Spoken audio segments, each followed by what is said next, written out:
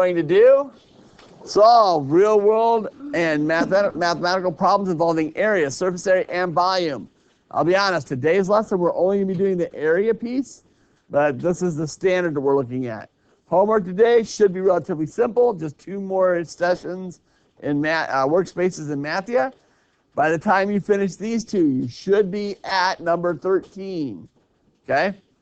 So I know there's 29 in topic 1. This will get us through 13. Here's specifically what we're doing today. We're going to do area of triangles and quadrilaterals. Liam, please stop. We're going to look for, state and compare the attributes of different figures so that we can start to understand how these work. We're going to explain the area of a parallelogram the same as the area of a rectangle with the same base and height. And we're actually doing an activity to show that. We're going to derive the formulas for the areas of triangles, parallelograms, and trapezoids.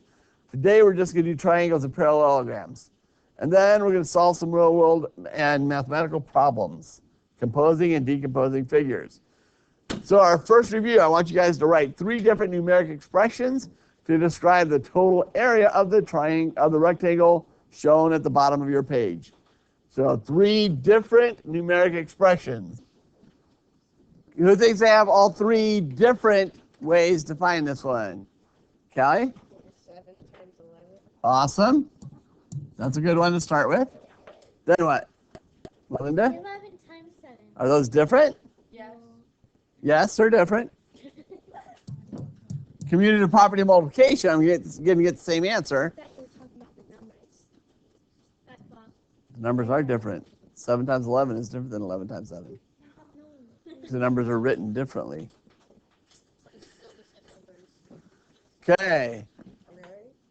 Tita, what do you have for a third one?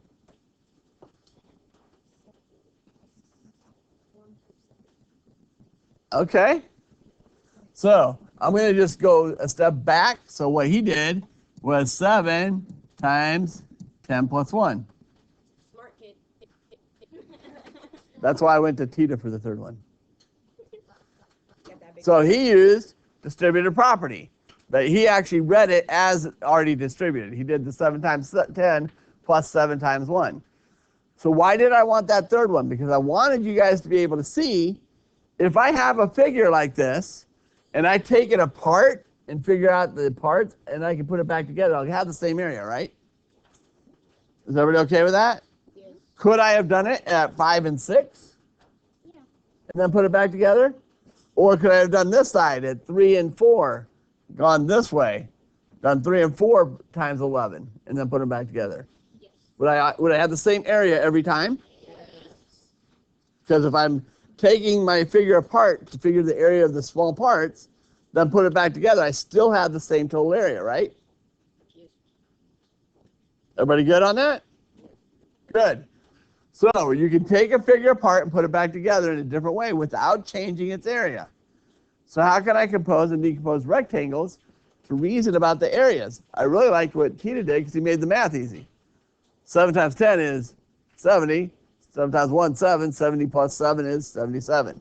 Although, quite frankly, 11 is not that hard. Yes? So you're saying that if we cut it in half like 3 and 4, it would be 11 times in distributive property, 11 times 3, and then 11 times 4. Yes. So then 33 plus 44. No. Good job. Still gets you 77. It's the same question as that. Make sense? Good. So we're all on the same page so far. Here's where it's going to get interesting. So, just as a note, because we haven't used this yet, an attribute is a characteristic to describe a figure. So what I want you to do on this page, and I'm going to let you work as a table so you guys can all discuss it. Consider each 2-dimensional figure. Name each figure. In other words, its proper mathematical name. I don't mean call the first one Rob. Yeah, first period. I had someone name them Rob, Julie, Jack, and Jill. I was like, no. Name the proper mathematical name for the figure and describe the attributes. Tell me what it is about the figure that makes it what you named it. Make sense? Oh, so we can't name it Bob? No. Oh, no. I want the proper mathematical name for each figure. Okay, guys, seriously. Number 1, the blue figure. What do we call that one? Oops. Sorry about that one. Rectangle. What are the characteristics of a rectangle? How do I know it's a rectangle, Lauren? Okay, there's actually another fact about it that gives us that piece. Sergio. That's what makes it for what Lauren just said. So all right angles. And there's another piece that makes it a rectangle. Raina. No. Well, technically it is a parallelogram, but a rectangle is more specific because of the right angles. It is the characteristic it shares with parallelograms, which is, Austin, two sets of opposing parallel lines. Okay? There's an additional piece on that.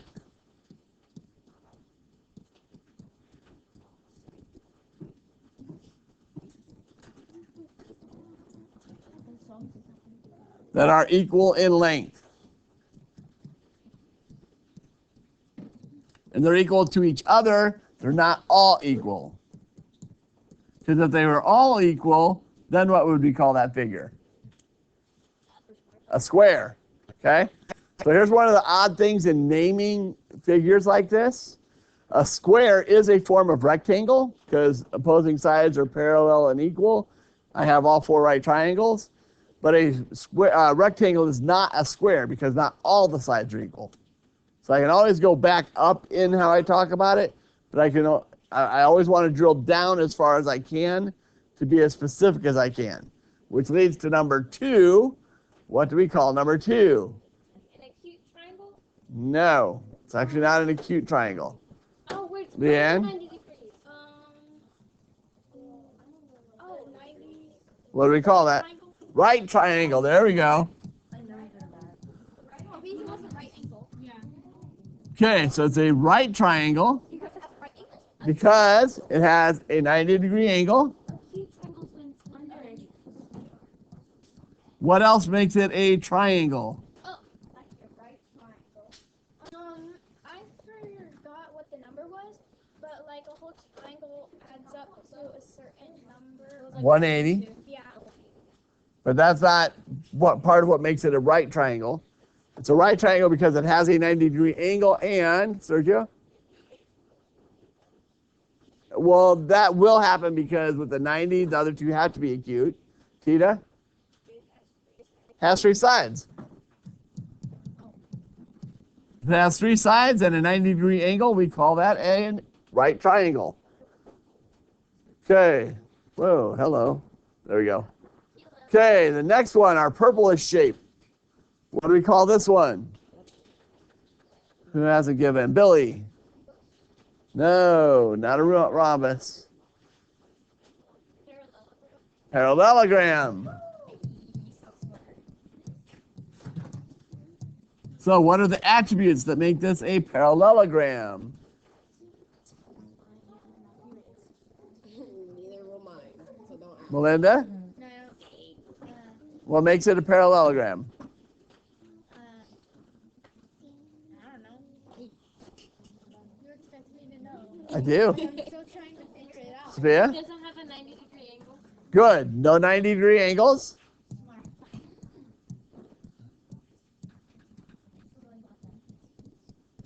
And it is a quadrilateral, but that again is getting more general.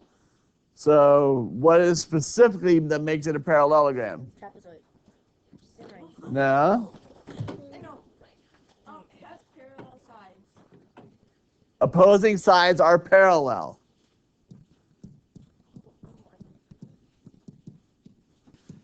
And I'm going to add sides are parallel and equal.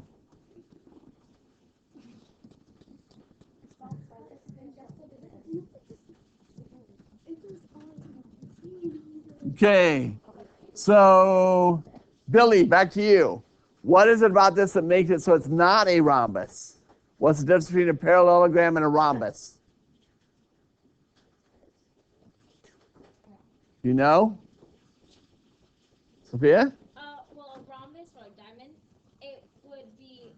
Careful, rhombus isn't necessarily a diamond. Yeah, but you would make it. You would put like two triangles together, point and point, and that would make it. But that one you could not make it out of. There's something specific about a rhombus. Raina?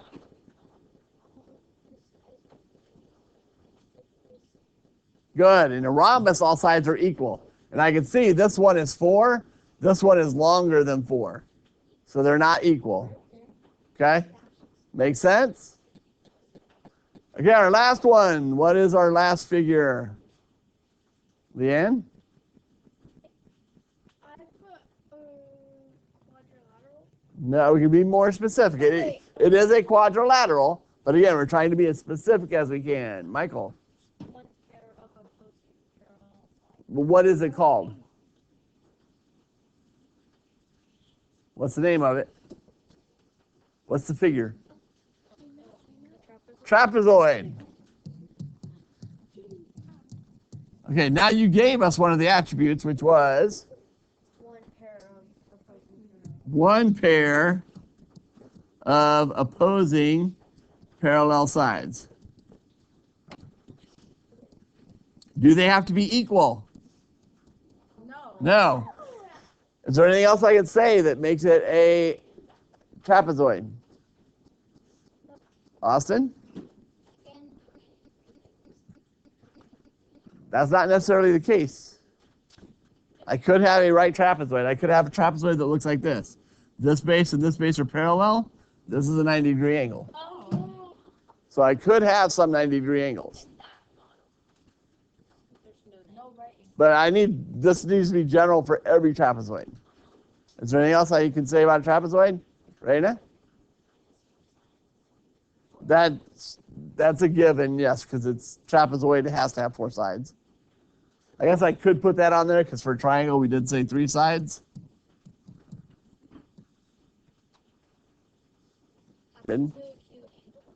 Not necessarily, because if I have a 90-degree, I actually only have one acute angle. Because these are both going to be 90 degrees. That's going to be obtuse. That's going to be an acute. I'll give you a hint, guys. That's actually all you can say. So with a trapezoid, it's one pair of opposing parallel sides and 4 sides. Most of the time, this is what you're used to seeing, but it doesn't have to be like that. I can do this. I could do this. I mean, there's a lot of different ways I could draw it, and they're all trapezoids. So just be careful on that one. Now, each shaded figure shown has an area of exactly 20 square units. Show how you know. So I'm going to let you, I'm not going to make you work too long on this because this one gets a little complex. But see if you can figure out how can I tell that each of those has an area of 20 square units. Okay, I already passed out your sheet for the next activity, but before we do that, what did you guys come up with? How can I figure out that each area has each shaded area has an area of 20? Austin? The slanted lines go together when they're cut off. For example, with the parallelogram, the two slanted lines, you can cut those off. Like you cut it yourself. If the shape is taken apart, the area will stay the same.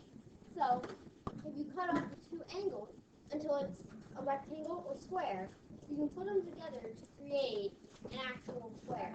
Good. Okay. I love the way he said that. No, I understand what you're saying. So he's basically saying I can cut the slanted edges off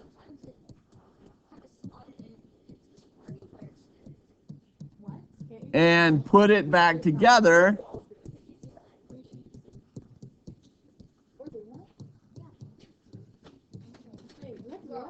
as a rectangle. And if I did that in all of these cases, I would be able to find a way to make them all like this. So in the first case, if I cut it off at a height of 5, 1, 2, 3, 4, 5, and I took this and I turned it over here, I would have that same rectangle. On this one, guys, please, if I cut this off right here and just slid it over to here, now, and put it back together, now I have a rectangle. If I took this one and I cut it off right here, and then I turned it over and put it here, now I would have that rectangle. Good job, Austin. Does it all make sense? You guys, who doesn't see what we just did there? So everybody sees it, right? Because you're about to do it physically. So I just handed you a piece of paper, and on this piece of paper, what we want you to do is take your parallelogram, and you're going to make it into a rectangle so that we can just figure out what the area is. So what you're going to do, there are 2 parallelograms on the papers I handed out to you. You'll need to cut at least one of them. I gave you 2 in case you make a mistake.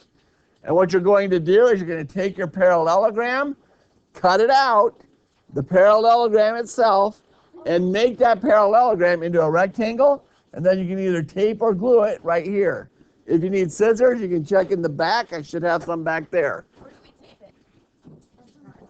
Okay, all you should have done on your triangle basically was cut one of the 2 sides and move it over to here so it looked like this. Except if it looked like that, it was really bad. Even without a straight edge, I can do better than that. Okay, there we go. So the big deal on this, if I look at my parallelogram, I can label any of the 4 sides as the base, correct? Yes. So would everybody be okay if I called this the base? Yeah, sure. In a parallelogram? Yeah. Okay? The height is represented by a line segment, the perpendicular distance from the base to its opposite side. In other words, if I go from here to here, that would be the height.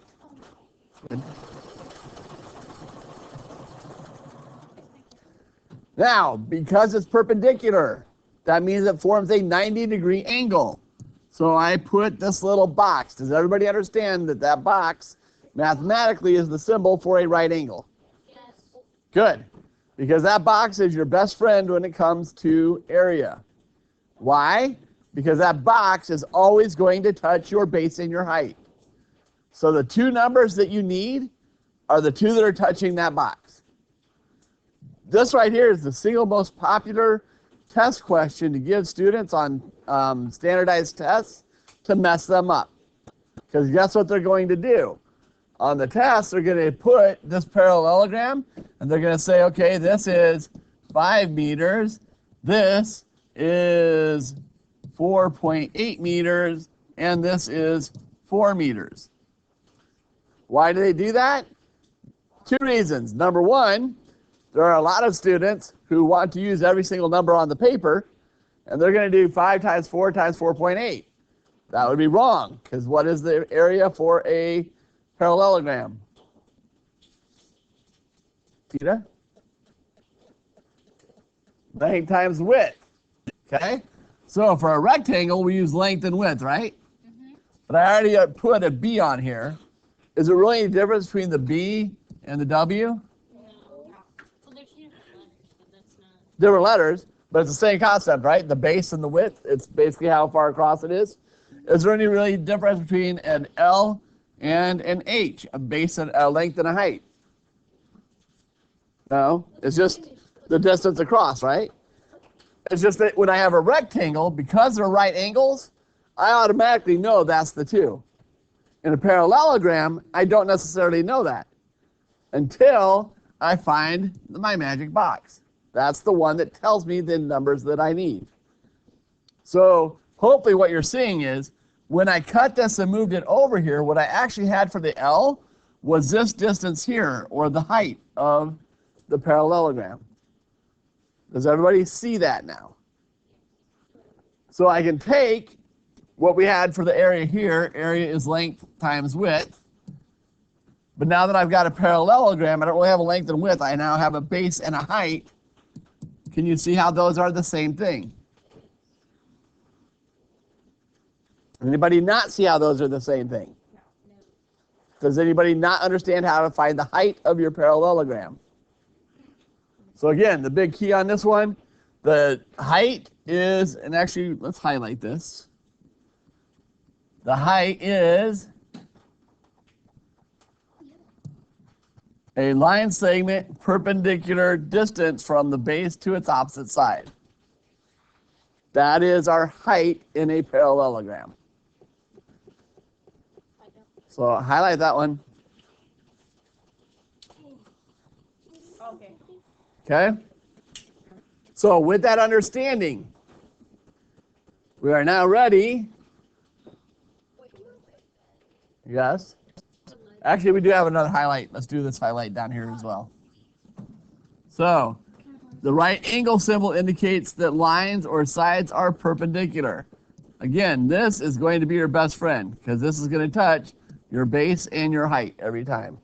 So squares are. The magic, I call it the magic box or magic square.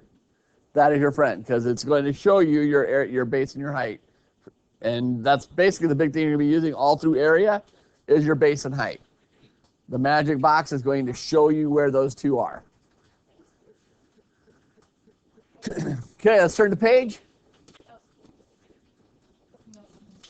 So, how does the height of the parallelogram relate to the height of the rectangle? How does the length of the base of the parallelogram relate to the length of the base of the rectangle?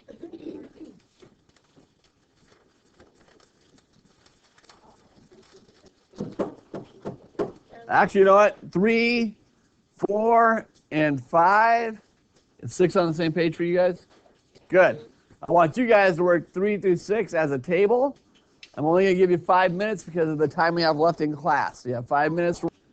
Okay, our first one. How does the height of the parallelogram relate to the height of the rectangle? How does the length of the base of the parallelogram relate to the length of the base of the rectangle? Okay? So the height was just that distance between the top and bottom, right? In both cases.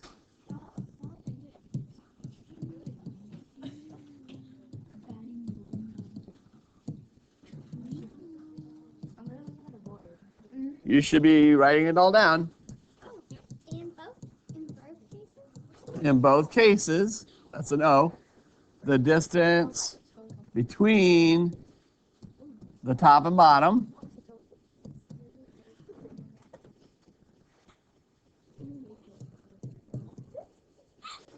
when we rearranged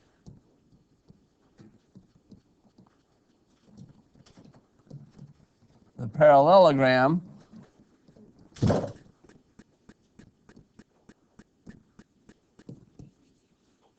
the base was the same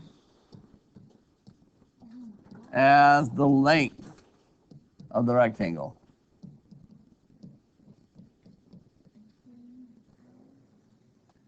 I'll put it here. Okay? That's why I was reading it as I said it. So, in both cases, the distance between the base and the opposing base was the same. That height never changed. What did change a little bit was when I cut the one triangle off on the parallelogram and moved it. Now that base is just that length of the rectangle. So we physically did it. Everybody should be able to see that. Is there anyone who does not? Okay? So describe the relationship between the areas of a parallelogram and rectangle that have the same base and height. They will be the same.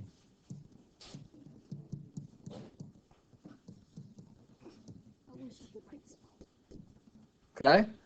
I'm multiplying the same numbers. The base is the same as the length, the height is the same as the width. So they end up being identical. Use the terms base and height to describe how to calculate the area of a parallelogram. Area equals base times height. because the base is the same as the length, height's the same as the width, or vice versa, however you want to look at it. Quite frankly, it doesn't matter. The numbers wind up being the same. Okay? When you want to represent a quantity that varies or changes, you can use a variable. So we do have a term that we need to highlight.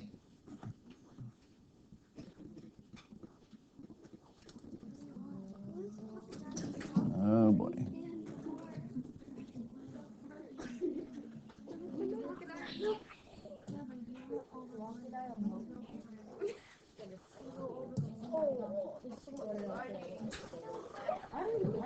Guys, quiet down. Quiet. There's people that need to focus so they can get this written. We've only got 10 minutes left. We have a variable, which is a letter used to represent a number. Okay? When I want to do that, I can write formulas to calculate areas using B for the base and H for the height. Hence, we just did it in number 5. Everybody good so far?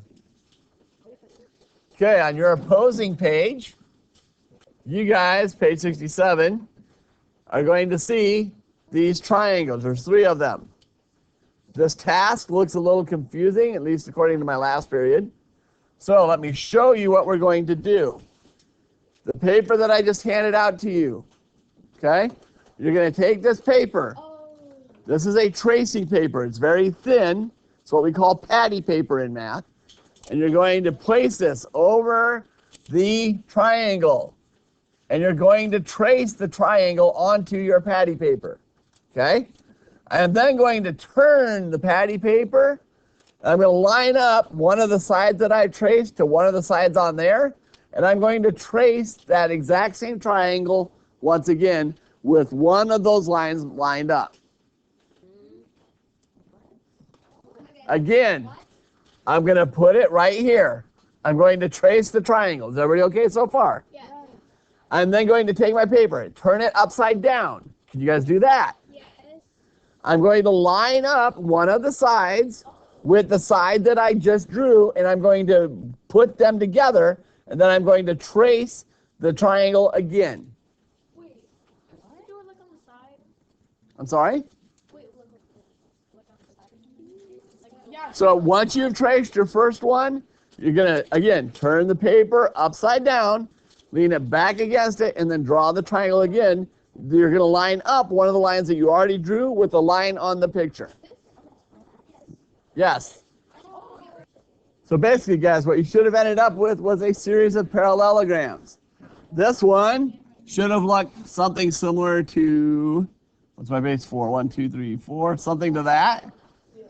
This one should have looked something like that. Guys, I'm talking, please. Stop. Our last one should have looked, depending on how you did it, basically something like 1, 2, something like that. Okay? Now, here's the thought process. We just figured out how to figure out the area of a parallelogram, correct? Yes. Its area equals base times height, correct? Yes. Okay? Now, what we've just shown, excuse me, is any triangle, if I draw the same triangle twice, what do I get? Parallelogram. We just did it 3 times. Do you think it would matter how many times we did it? William, please stop. William? Do you think it would matter how many triangles we tried to do? No, we could always do that. So 2 triangles will always form a parallelogram. Is everybody good with that? Yep. Because that's really important. So now, for each triangle, we've composed a parallelogram. We did all this. Go to the next page, 68. So, could I figure out the area of each parallelogram I just did? Yes, because the area equals the base times the height, correct? How does the area of each triangle relate to the area of the parallelogram? Not yet. Guys, have a seat. What are you doing? You're supposed to be writing in your book right now as we're going. How does the area of each triangle relate to the parallelogram, guys? I'll give you a hint. We just said 2 triangles made the parallelogram, right? Okay? The area of the triangle will be half the area of the parallelogram. So how would I write that in terms of a formula? The area of the parallelogram divided by 2 is the area of the triangle. Okay, so there's a couple ways I could do that. I could say it's 1/2 of the area of the parallelogram, or as you said it, I could say it's the base times the height and then divided by 2. It's the same thing. So either of those would work, correct? Yes. So you guys now understand how I can figure the area of a triangle. Yes. So the formula shows you right here. Here's the piece I needed to get to before we close up shop. And this is the importance of the magic box. I've told you guys several times already, your magic square, your magic box will tell you your base and your height. That includes with triangles. Normally, the box is going to be inside. That makes it really easy. My base is touching one side. The height is the dashed line. Where it gets a little more complex is when that magic box is outside of the area or the drawing of the triangle. In that case, what you're going to need to do, one side, when you extend it, is going to touch a part of the triangle and go the same way. That's my base. The other side is going to be my height. So it doesn't matter which side of the triangle the magic box is on. It is still pointing to the base. So here's my base and my height. Is everybody clear on how this works? Do you understand where we get our formulas from? Yes. Do you understand how to find the base and the height? Yes. It's the magic box, guys. The magic box tells you the base and the height. Find the lines it's touching. Don't worry about any other numbers in the picture. They don't matter. They are irrelevant. The ones you need touch the base and the height. Okay? Homework tonight, your next 2 sections in Mathia, your next 2 workspaces. This should get you through workspace 13. Okay? The names were on the initial board. Actually, I'll just put that back up real quick so that everybody can see it at home. If you need it, it is these 2 workspaces, calculating area of rectangles, developing area formulas. I didn't say pack up or start talking, Hannah. Have a seat. Okay. Any questions on anything we've covered today? No. Everybody understand your homework? Yes.